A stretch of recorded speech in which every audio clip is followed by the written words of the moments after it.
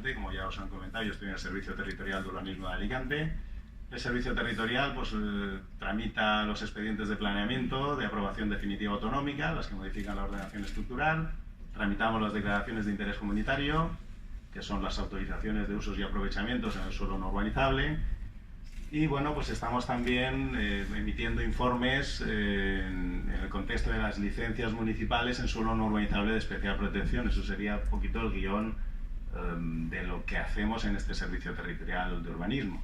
Por eso mi conocimiento es más profundo en estas materias que en otras que están aquí en parte de lo que expreso aquí, que la gestión directa y la gestión se lleva en los ayuntamientos, no es una cuestión que llevamos desde la Generalitat, aunque voy a contar un poco las novedades.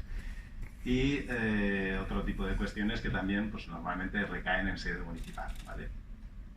Bien, pues ya entrando en tarea hacerlo de una manera un poquito dinámica. En cuanto a las facilidades para la gestión directa, bueno, pues tenemos una serie de medidas directas y otras indirectas. Las directas es que hay una preferencia reforzada de la gestión directa, que explicaremos ahora más adelante. La administración decide la modalidad de retribución, que puede ser metálico o en terrenos, la decide la administración en el procedimiento, se reducen las garantías de la aprobación del programa, se permite la sustitución de los no adheridos al programa mediante un proceso de subasta que también vamos a explicar ahora más adelante, y se regulan las entidades urbanísticas de capital público en una disposición adicional. En cuanto a las medidas indirectas, hay mayores requisitos para la gestión por los propietarios y limitaciones a las propuestas de planeamiento privadas, ¿no? Entonces este sería el esquema general de por qué hay facilidades en la ley para la gestión directa que se han introducido en la nueva regulación de los artículos correspondientes. En cuanto al orden de prelación en la gestión directa, pues efectivamente, primero en la gestión, primero la gestión directa por la administración como preferente. De no ser así, la gestión por los propietarios, en la que se requieren pues, la justificación de no desarrollar por gestión directa por causa de insuficiencia de medios personales o materiales u otras circunstancias. Y, por último, la gestión indirecta a través del urbanizador, que requiere la misma justificación anterior, que los propietarios no hayan propuesto la gestión por los propietarios y, además, que se justifique la viabilidad económica de la actuación. En la ponencia que hicimos en marzo, pues me preguntaba alguien del público, bueno, pues esto es sencillo, pues se justifica que no hay medios personales y materiales y adelante. Digo, bueno, vamos a ver, la ley pues es como el PMS, ¿no? El PMS de los municipios se tiene que destinar en primer orden, ¿no?, a la vivienda de protección pública, a cubrir esas necesidades, y en segundo orden al resto de cuestiones, que es amplia y que se puede destinar. Bueno, pues depende de los técnicos y los funcionarios y los interventores y los secretarios que hay en los ayuntamientos, pues se hará de una manera más reglada y más justificada o no. Pero lo importante es decir que la ley lo está estableciendo y que tiene que haber en el expediente administrativo alguien que diga que no tiene suficiencia de medios u otros motivos para poder pasar al siguiente orden de prelación. Bien, con lo cual, pues, por primera instancia, el orden de prelación. Claro, otra medida, las garantías en la gestión directa, en la legislación anterior, pues suponían un apalancamiento financiero para el ayuntamiento que en muchas de las ocasiones inviabilizaba la posibilidad de tomar la decisión de gestionar directamente una actuación de programación, ¿no?, para desarrollar un nuevo sector. Pues había que reservar el 100% de las cargas derivadas de la retribución en terrenos, en su caso la financiación anticipada del 100% de las obras de urbanización, y además, si era una entidad del sector público, una garantía definitiva del 5% de las cargas. Con la modificación de la LOTUB, la garantía se reduce al 5% de las cargas de urbanización. Fijaros la diferencia económica del planteamiento presupuestario municipal tan importante. Bien, bueno, cuando se inicia la programación, los propietarios del suelo pues tienen que pronunciarse si se adhieren o no a la programación. Pues en el caso de la gestión directa, pues no solamente decide si tiene que pagar que la retribución sea en metálico o en terrenos, lo decide la administración. Oiga, no, va a ser en metálico, mira, me quito tener apalancado presupuesto, va a ser en metálico. Con lo cual, lo decide la administración. Oiga, o en terreno, depende de la administración, hay ayuntamientos que tienen mucha solvencia económica. Pero lo decide la administración. Pero en segundo orden, los que no manifiesten su adhesión, pues se calcula su indemnización. El kit está en qué valor, en el valor del suelo rural. Es decir, usted no quiere participar, ¿usted qué tiene? Usted tiene suelo rural, esto no se ha transformado. Yo lo valoro así. Se identifican las fincas resultantes que corresponderían a las fincas iniciales y en el trámite de información al público del proyecto de reparcelación se convoca una subasta. Precio de partida, el de la indemnización calculada al propietario inicial. La adjudicación a quien ofrezca el mayor precio. El pago del importe resultante de la subasta y el abono al propietario inicial antes de la aprobación del proyecto de reparcelación, porque el proyecto de reparcelación en su aprobación hace la transformación jurídica de las titularidades de los suelos. Adjudicación de las fincas resultantes al propietario sustituto, a quien en la subasta haya ofrecido mayor precio, y si quedara desierta, estos terrenos los asume la administración.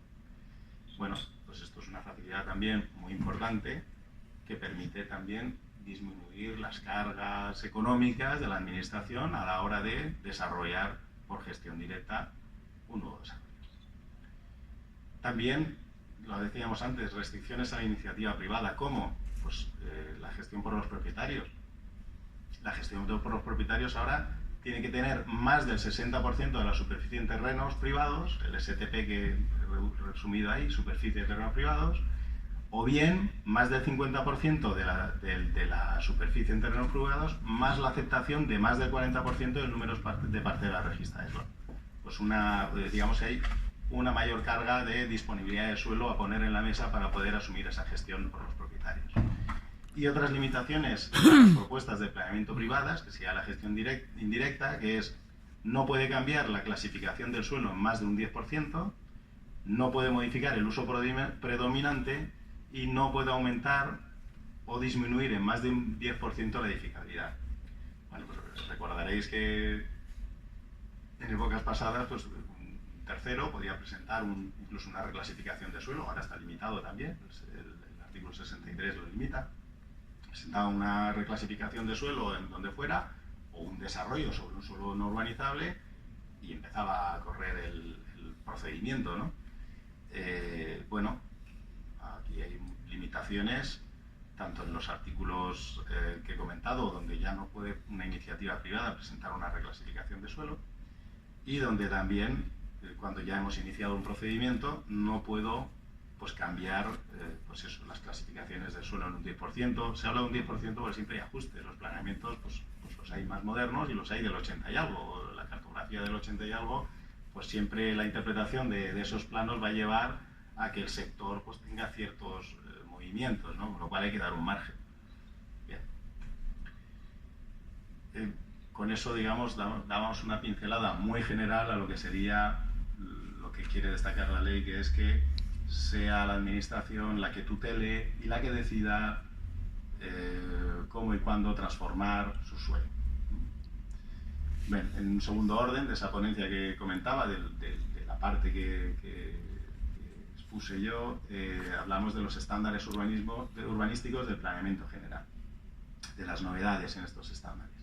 Hay una nueva regulación del parque público, del PVP, hay nuevas dotaciones públicas, la vivienda de protección pública sufre una regulación también más concreta, el aprovechamiento para la administración también, hay unas modificaciones importantes, y luego, bueno, he querido destacar algún punto que estaba salpicado en diferentes articulados, pues para poder hacer una batida un poco general. Lo que sí que dejé en su día era la parte de las actuaciones de renovación y regeneración urbana, porque se explicaban por un ponente muy ducho en el tema y que explicaba todas estas cuestiones, que también creo que son importantes a la hora pues bueno, de los estándares que se deben de aplicar en las modificaciones de planeamiento, sobre todo en los ámbitos ya transformados, ¿vale? Bueno, nos centramos en esto, que es el objeto de la ponencia de hoy. En cuanto a la regulación del PVP, del parque público, bueno, pues se permiten reducciones. No computa como ocupación de suelo de la estrategia territorial, si está en el entorno de núcleos urbanos. Esto es muy importante porque, bueno, a la hora de revisar el plan general, cualquier municipio pues tenía varios problemas de partida, ¿no? Primero, pues la estrategia territorial me marca unos porcentajes o unas superficies en función de los cálculos que se hacen del SIOSE, de ocupación de suelo para actividades económicas y de nuevas ocupaciones para suelos de actividades económicas y residenciales, ¿no? Entonces dices, bueno, pues el PVP es un nuevo suelo que ocupo, con lo cual depende de esos parámetros, pues tenía restricciones a la hora de ocupar nuevos suelos porque necesitaba mucho PVP, con lo cual pues al reducir, si están ubicados en el entorno urbano, puedo destinarlos a aumentar la superficie de estos suelos, de estos nuevos desarrollos para estas dos modalidades de residenciales o de actividades económicas. Se mantiene los 5 metros cuadrados por habitante, pero pueden reducirse. Y la reducción está adaptada al tipo de municipio. Al tipo de municipio, ¿en función de qué? Pues en función de la población, en función de la superficie de suelo no urbanizable de especial protección y en función de las áreas recreativas que introduce como nuevo concepto esta ley, pues estas áreas que se explican un poquito más adelante. En función de la población, claro, era muy restrictivo el tener pues bueno, municipios muy pequeñitos o municipios como Alicante, como Elche o como Valencia o como Castellón, que son muy potentes, y claro, pues las reservas pues eran independientes, es decir, no entrábamos en la escala a la que estábamos planificando, los estándares son los que son y se aplican uniformemente a cualquier tipo de municipio. A la vista de las problemáticas que han ido surgiendo, pues se ha decidido establecer, en función de esos tres factores, pues reducciones. Municipios menores de 2.000 habitantes pues pueden reducir en un 70% la superficie de parque público de reserva. En poblaciones entre 2.000 y 5.000 habitantes hasta un 50%, entre 5.000 y 15.000 hasta un 25%. Y luego en función de la superficie de suelo no urbanizable de especial protección, pues si tengo una superficie en el municipio mayor del 75% del término municipal, pues puedo reducir en un 50% el PVP, lógico. Recientemente estamos ahí empujando a ver si conseguimos aprobar varios planes generales, 4, que nos han llegado hace relativamente poco tiempo. Los 4 son pequeñitos y bueno, pues cuento ejemplos como el de Parcén o el de Senija o bueno, municipios así como Saló, que estamos en la zona de la Marina Alta, pero tienen una superficie muy potente de un suelo no urbanizable de especial protección, forestal. Pues eso ya da cierta calidad de esparcimiento a los ciudadanos, ¿no? Entonces tiene cierto sentido que pueda tener una reducción importante de ese parque público. Y muchas veces estos municipios no tenían una reserva previa, con lo cual al revisar su plan general se encontraban con la dificultad de que tenían que reservar los 5 metros cuadrados por habitante no solamente para la población existente, que ya no la tenía reservada, sino las nuevas previsiones. A veces las previsiones eran nulas y el nuevo parque público, ¿a quién se lo asignabas? Se lo destinabas al presupuesto municipal, porque no tenías un nuevo sector al que adscribirlo.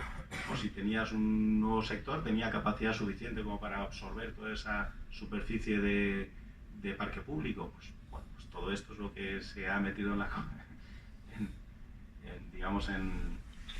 coctelera de las ideas para la redacción de la nueva ley, y es la que ha permitido adoptar estas reducciones, ¿no? En cuanto a las áreas recreativas, bueno, pues estamos hablando en suelo no urbanizable, no contiguas a los cascos urbanos, de usos lúdicos y recreativos que pueden computar en proporción 3:1. También estas cartas, ¿no? Bien. Estas reducciones tienen unas reglas de aplicación. No se suman las de población más las de protección. Las áreas recreativas pueden ser como máximo el 25% del PVP exigido. La minoración conjunta, ¿no?, en función de la población. Para menos de 2.000 habitantes, la superficie mínima es de 1.000 metros cuadrados, con 25 metros de diámetro, y así progresivamente aumentando hasta los mayores de 15.000 habitantes, que nos pondríamos en los 25.000 que marcaba la legislación anterior, pero con menor radio, con menor diámetro de circunscrito. Bien, Con eso dejaríamos ya las novedades en el parque público y bueno, pues se establece una nueva dotación pública que son los espacios libres, ¿vale? Teníamos el parque público, los jardines, las áreas de juegos y ahora aparecen los espacios libres. Estos espacios son ámbitos que posibilitan el encuentro, paseo y la relación social, así lo definen. Suelen ser plazas y áreas de estancia, su naturaleza es de categoría adicional a los parques y los jardines y las áreas de juego, como ya he dicho. Se computan como zonas verdes y los requisitos, pues bueno, tiene que tener un uso público, que la superficie sea mayor de 400 metros y no requieren un diámetro mínimo, puede ser cualquiera. Puede tener usos compatibles, como todas las zonas verdes, de equipamientos e instalaciones, pero menores del 5% de la superficie. Esto es una imagen de un posible espacio libre que se puede dar a una ciudad, que no cumpliría con ninguno de los estándares clásicos de la legislación urbanística, y ahora sí, porque ya no se le exige ni los 400 metros, no se le exigen los círculos inscritos, etc. Y son situaciones que se dan mucho en los cascos urbanos tradicionales, ¿no?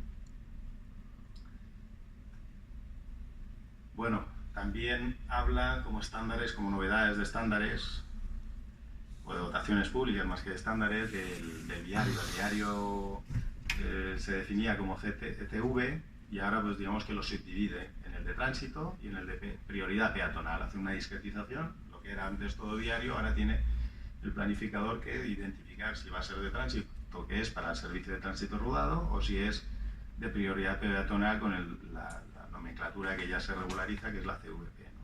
Que restricción de circulación de vehículos a motor. En cuanto al viario de tránsito, el Ayuntamiento puede decidir su peatonalización sin necesidad de modificar el plan, en coherencia con su política de movilidad. Esto es importante porque una vez que has tomado la decisión de que sea un viario de tránsito y le has puesto la nomenclatura de CVT, pues si lo quieres cambiar a peatonal, pues ahora que me toca tramitar una modificación puntual, pues qué rollo, que si esto va a tardar un montón, que si la evaluación ambiental, bueno, pues te dice la ley que se puede hacer directamente. Y el viario de prioridad peatonal, el CVP, pues como ya hemos dicho, restricción de la circulación de vehículos a motor, para incrementar las relaciones entre los ciudadanos, una plataforma única sin distinto nivel para segregación por usuarios. Hay una limitación de velocidad que creo que es importante, de 10 km/h, ahora que está tan en auge todos estos vehículos complementarios a los tradicionales que conocemos que van por calzada, pues bueno, pues ya hay algo que no sé si apunta un poco a esa limitación de esos vehículos, de la velocidad de esos vehículos. Evitar formaciones lineales similares a las calles tradicionales. Y otras regulaciones que hacen en la red viaria, que creo que son importantes a la hora ya de que pueda ser más competencia de los profesionales de vuestro colectivo, que es la redacción del proyecto de urbanización. Pues elimina la regulación de las pendientes. Sabéis que antes establecía limitaciones, no podía tener más del 12% de pendiente del tráfico rodado, más del 5% para los peatonales y más del 10% para bicicletas. Claro, esto era pues como todo, ¿no? Es una norma general, pero luego vete, pues como he dicho antes, a jalón, ¿no? O vete a un municipio y ahora como defino una ordenación en un ámbito en la que ya tengo pues unas características naturales que no me lo permiten, pues no lo sé. De esta manera pues se viabiliza estas cuestiones. Y las aceras en los nuevos desarrollos pasarían de 3 a 2 metros. Bueno, pues eso era por hacer un comentario genérico de las novedades en los conceptos de las dotaciones públicas que ha establecido la nueva redacción de la LOTU, la Ley 1/2019. En cuanto a la vivienda de protección pública, bien, pues la vivienda de protección pública, estoy convencido de que Laura se lo sabe mejor que yo, pero bueno, nosotros en el Servicio Territorial de Urbanismo nos viene un nuevo desarrollo y al final, pues en la ficha de planeamiento y gestión, oiga, la regulación, por defecto la estatal. La autonómica estableció una situación transitoria que no ha llegado a aplicarse a ninguna. Ha habido 2 intentos de reducir, por unas determinaciones de transitoriedad, de reducir o incluso de desplazar la vivienda de protección pública a otros ámbitos. No ha prosperado ninguna, se intentaron 2 en Orihuela y bueno, pues ahora hay una regulación un poquito más amplia, ¿no? En suelo urbanizable, el 30% de edificaría residencial. En suelo urbano no urbanizado, en la legislación anterior no había regulación, en los suelos urbanos no había regulación, no había reserva.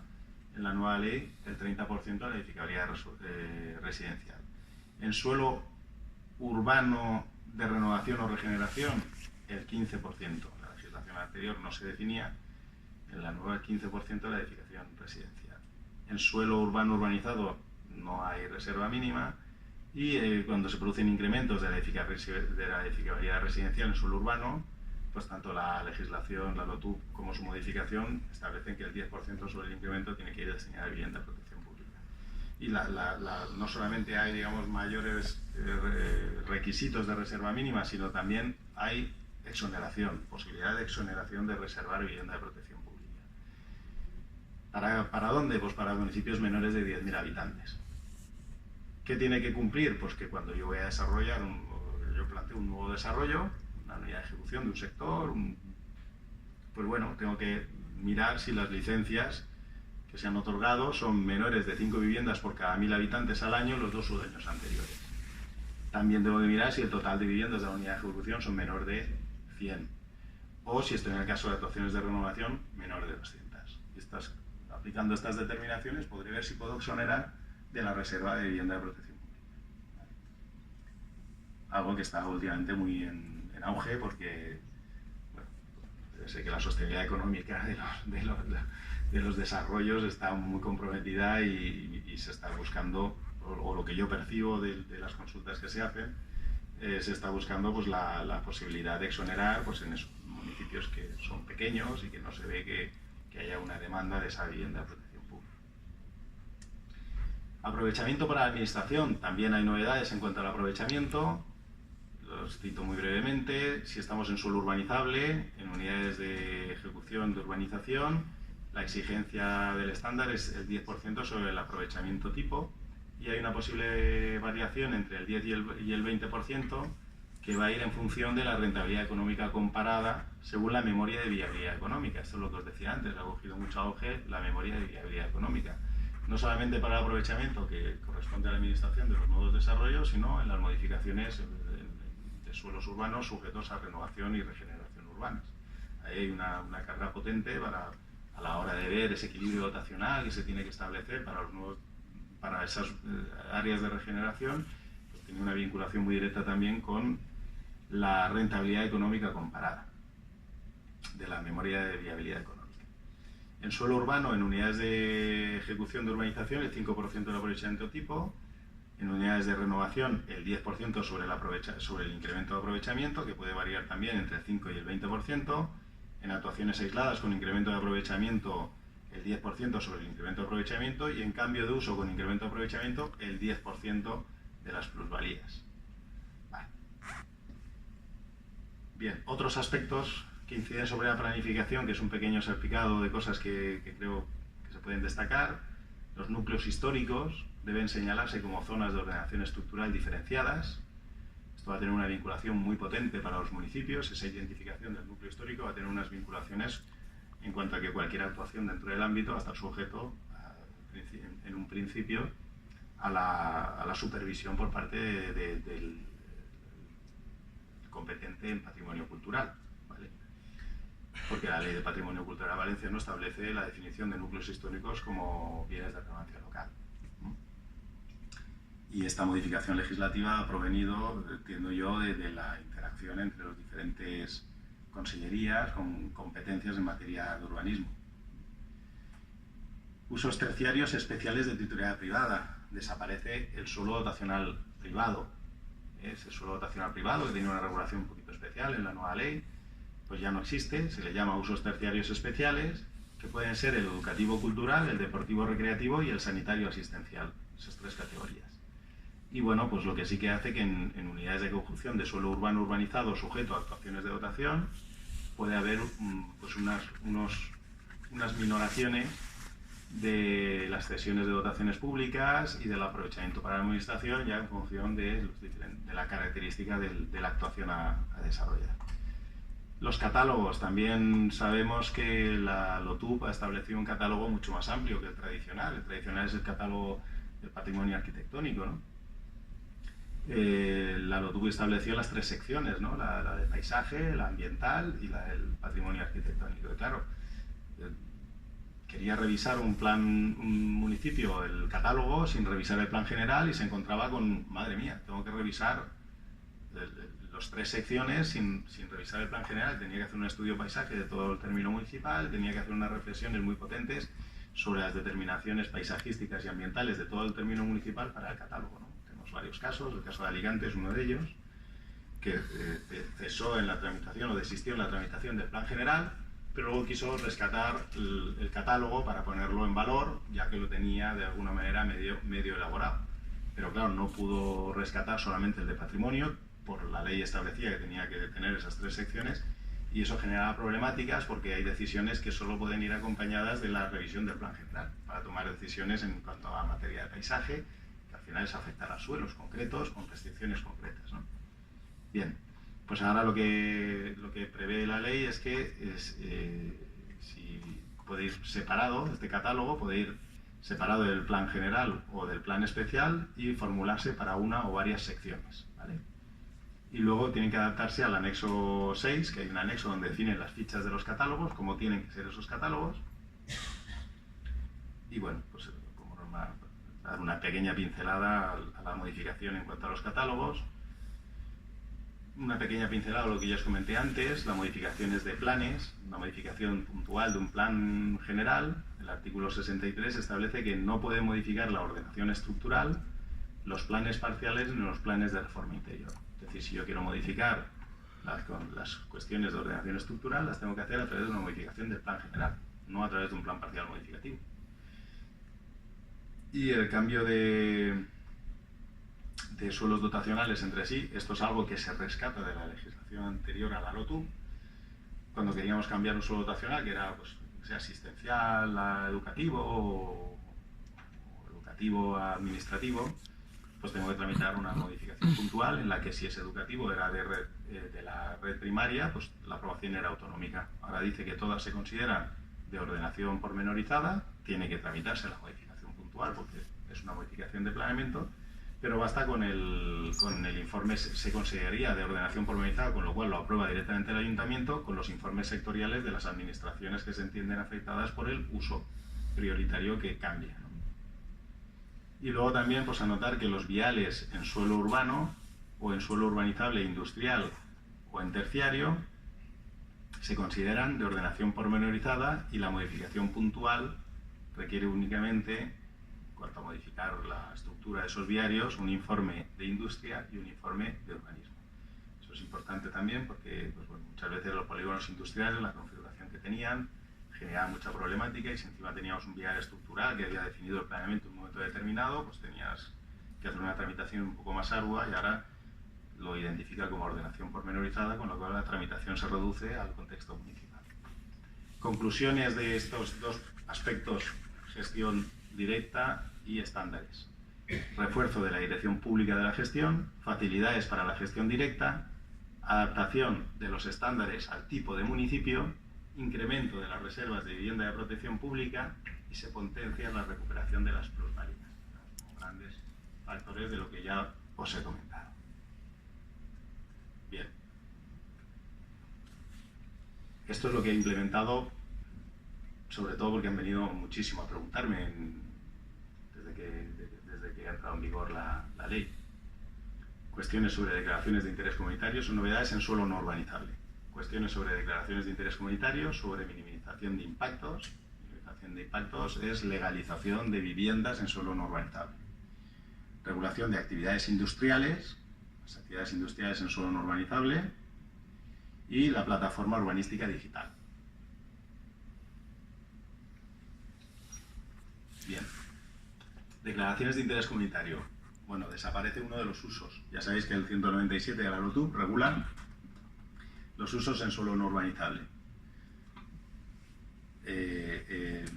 Luego los posteriores artículos establecen determinaciones de cómo se tiene que tramitar ese uso o aprovechamiento, bien vía licencia municipal, con informes complementarios, o bien a través de una declaración de interés comunitario. Las declaraciones de interés comunitario para usos industriales y terciarios, ¿vale? Y energías renovables. Los industriales, 3. Las industrias que no se pueden ubicar cerca de los núcleos de población por su normativa sectorial. Un pequeño pincelada por ubicarnos. Los que lo sabéis, pues que seréis la mayoría, pues nada. Las industrias de baja rentabilidad por unidad de superficie y las industrias que necesitan ubicarse cerca de la materia prima que van a obtener. Y luego las terciarias, pues todo el despliegue de terciarias que hay, los alojamientos turísticos, los de restauración, los deportivos, los de reutilización, en fin, toda la batería que hay, y se elimina uno que apareció con la LOTUB y ahora desaparece en la modificación de la LOTUB, que son los estacionamientos de maquinaria y vehículos pesados. Parece ser que este uso no se estaba entendiendo como el planificador lo quería en su origen y ha decidido eliminarlo. No requieren declaración de interés comunitario como novedad aquellos usos y aprovechamientos en municipios de los que permite la ley a través de DIC, en los municipios del sistema rural de la Estrategia Territorial de la Comunidad Valenciana. La Estrategia Territorial de la Comunidad Valenciana tiene un apartado donde se definen cuáles son los municipios del sistema rural y en esos municipios podría tramitar un uso o aprovechamiento de los que se requieren por DIC sin necesidad de DIC, a través de licencia directa municipal. Los municipios de la franja intermedia, que también define la estrategia territorial, tampoco requerirían DIC si el plan general está adaptado a la LOTUB. Bueno, del primero y del segundo una pequeña nota. Los del sistema rural, muchos de ellos no tienen plan. Como no tienen plan, no tienen norma, tienen delimitación de suelo urbano, por decirlo de alguna manera, no tienen regulación en suelo no urbanizable, se entiende que todo el suelo no urbanizable es de especial protección, con lo cual no pueden tramitar una declaración de interés comunitario a priori, a no ser que tengas pues unas condiciones muy concretas que nosotros valoramos en el servicio territorial porque somos preceptivos a la hora de dar la licencia. Sí que hay otros que sí que disponen de plan general, con lo cual hay viabilidad, y yo creo que el legislador lo que ha querido es potenciar esos municipios de interior por la despoblación y por el abandono que se está produciendo en ellos, ¿no? Y los de la franja intermedia, pues la verdad es que la mayor parte de ellos no están adaptados a la LOTUB. No hay ningún plan aprobado con la LOTUB a día de hoy. Sí que hay bastantes municipios pequeños que están a través de la Diputación, hay muchos, y otros por motu propio que están revisando su plan general, ¿no? Pues todos estos que lo terminen de revisar y se aprueben podrán adaptarse a estas determinaciones. En cuanto a las energías renovables, pues no requieren declaración de interés comunitario si están reguladas por plan especial, o las fotovoltaicas menores de 5 megavatios y que tengan una superficie de la parcela entre 1 y 10 hectáreas. Hay otros requisitos, pero no entren ellos. No requieren declaración de interés comunitario las actividades agrarias complementarias. Habla de actividad agraria, es decir, yo tengo una explotación agraria y complementariamente a una explotación agraria podré desarrollar sin DIC un alojamiento turístico rural o de restauración si es menos de 500 metros cuadrados de techo, o unas bodegas de vino o almazaras, y todo ello con una serie de salvedades que la ley pormenoriza con mucho detalle, que no quería que se quedara un poco la idea de lo que está exento. El canon cambia, el concepto del canon cambia y ahora la ley establece que es el 2% del coste estimado de las obras de edificación e implantación de servicios. Y exonera a las beneficio-asistenciales, eso ya existía antes, y ahora implementa la exoneración a las sanitarias o culturales sin ánimo de lucro. Bueno, pues estos son las novedades respecto a las declaraciones de interés comunitario. Novedades de minimización de impactos. El concepto de la minimización de impactos ya lo teníamos, pero ahora se ha implementado con la posibilidad de legalizar las viviendas en el suelo no urbanizable. Esto ha salido bastante en prensa, ha tenido mucha connotación. Existen dos posibilidades, o bien mediante planeamiento o mediante licencia. Planeamiento a través de una modificación del plan general estructural, donde delimito una zona urbanística diferenciada, o a través de un plan especial. ¿Para cuándo utilizo el planeamiento? Cuando tengo núcleos de viviendas consolidadas en suelo no urbanizable con una densidad mayor o igual a 3 viviendas hectárea. Si yo tengo esta densidad de viviendas, no me puedo ir a la edificación aislada. Tengo que pasar por un instrumento de planeamiento que será de aprobación autonómica, con una tramitación importante, que al final permita establecer una serie de regulaciones y que a través de la licencia última que pida pues, podré legalizar esa vivienda o esas viviendas en suelo no urbanizable. También añade que no tiene que tener parcelación con características rurales. Esto es algo un poco controvertido. Solo las viviendas acabadas antes del 20 de agosto del 2014. Es decir, habrá que demostrar que esas viviendas ya están ejecutadas antes de agosto del 2014, que es cuando entró en vigor la LOTU. Se ha puesto una referencia, una. En suelo no urbanizable de especial protección requerirá el informe sectorial vinculante de las administraciones sectoriales que tienen esa especial protección. Si estoy en una zona de especial protección forestal, pues de la de medio ambiente. Si estoy en el Patricova, porque tengo una inundabilidad de Patricova, etc.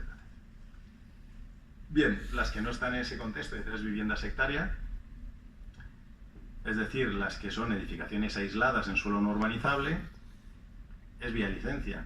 El ayuntamiento en pleno declara la situación individualizada de la minimización del impacto territorial, previa solicitud del particular, la pide el particular y el ayuntamiento, es un acto reglado, tiene que declarar esa situación individualizada. Esa solicitud de licencia, posteriormente tiene que haber a esa declaración individualizada una solicitud de licencia de minimización de impacto y una solicitud de primera ocupación. Y bueno, requiere informes sectoriales de la Consellería de Urbanismo y si hay afecciones de especial protección, pues de las sectoriales correspondientes de las consellerías afectadas.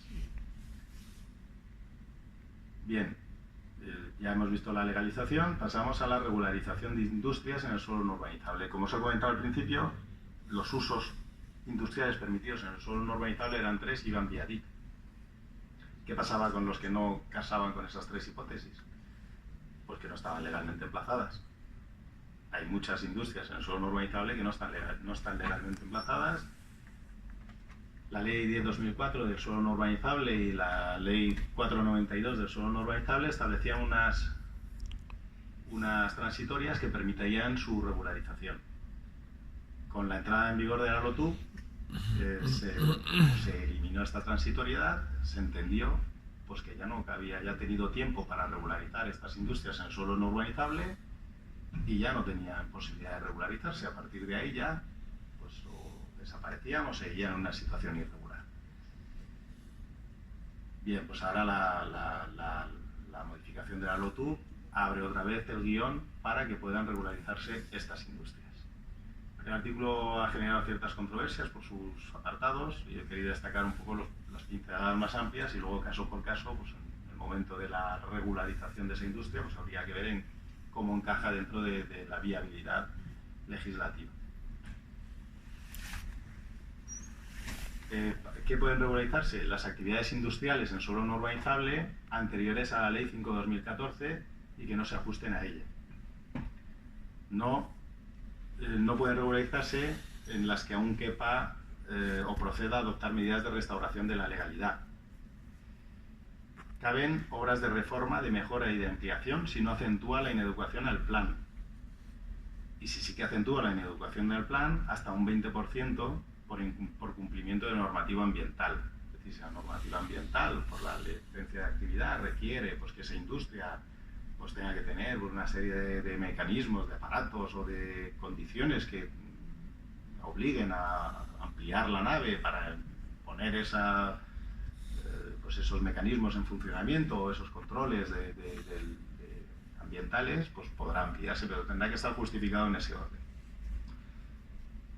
Adecuada conexión al sistema viario y suficiencia de servicios, no cuando resulte incompatible con la ordenación del territorio, ya es vinculante, es decir, como todas las declaraciones de interés comunitario, no es un acto reglado, te regularizas y punto, no. Habrá informes sectoriales y si algún informe sectorial, carreteras o forestal o Patricova dice que no cabe, pues no cabe su regularización, ¿vale? No es un acto reglado como el que decía de las licencias para la regularización de viviendas en suelo no urbanizable. Solo pueden solicitarla durante un año desde la entrada en vigor de esta ley, de la Ley 1/2019, es decir, hasta febrero del 2020. Y pasados los plazos, es decir, una de cal y una de arena, posibilito nuevamente la regularización, cuestión que se había cerrado con la LOTU, pero ahora ya la cierro otra vez. Si en un año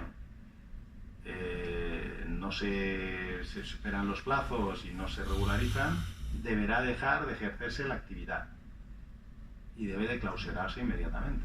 Esto es una disposición legal que vincula a la administración local y a la autonómica en cuanto a la agencia valenciana que se quiere generar de protección del territorio. Los plazos, bueno, hay toda una regulación de los plazos, que no voy a entrar en ella, pero bueno, lo que sí que está claro es que hay que solicitarlo antes del año y luego, pues bueno, ya entras en los mecanismos de los plazos de otorgamiento, de la ambiental, de la urbanística y los compromisos que tiene que adquirir el promotor o el propietario. Bien, y termino con lo mismo que he empezado, es decir, todo esto ha sido una pincelada de las cuestiones que he considerado, bueno, de las que ya había contemplado en la ponencia de marzo y alguna cuestión que considera interesante por el colectivo que representáis, pero remitiros a la plataforma, a la página web de la Consellería, que está ahí en ese recuadro ahí en rojo, está la referencia. En esa página web podréis descargaros todas las ponencias de la modificación de la LOTU, que son muy específicas para cada cuestión tratada, ¿vale? O sea, os recomiendo que acudáis allí si tenéis algún tipo de duda, como reflexión. Y luego también resaltaros que la ley establece la plataforma urbanística digital, es decir, se ha hecho un esfuerzo por parte de la Consellería de desarrollar unas aplicaciones informáticas para que los ayuntamientos y los ciudadanos, tanto si es el promotor como si son las empresas de ingeniería o de arquitectura, en fin, las consultorías técnicas que tienen que redactar documentos, puedan, a través de esta plataforma digital, volcar a la administración pues, la solicitud del inicio de los procedimientos. Si estamos hablando de planeamiento, tendrá que ser el ayuntamiento, porque es el que tiene la potestad de planeamiento.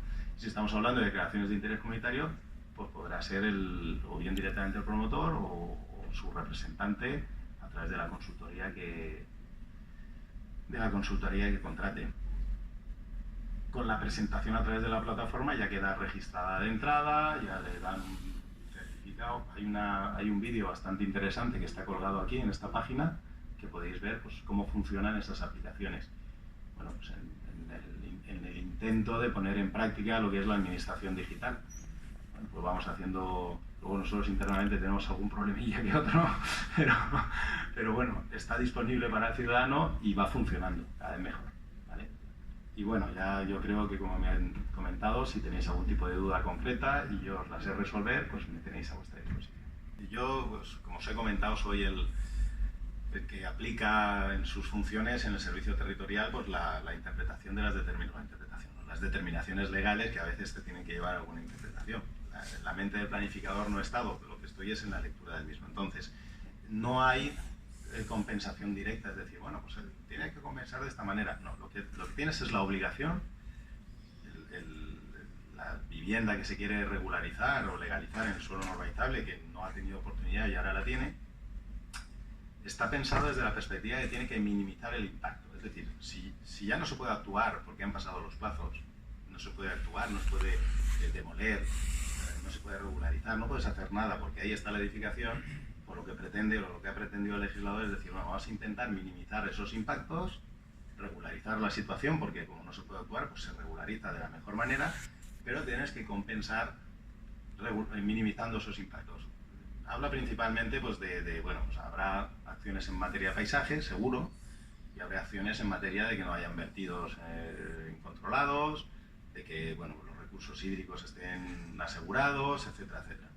Y luego, claro, tienes que regularizar, tendrás que pedir una licencia, como todo ciudadano que ha actuado, ¿no? en el margen, en el contexto de la ley, pues una licencia, que eso requiere pues, unos impuestos que te cobra la administración y digamos, entras en un proceso de regularización. Digamos que a nivel comparado del que ha hecho la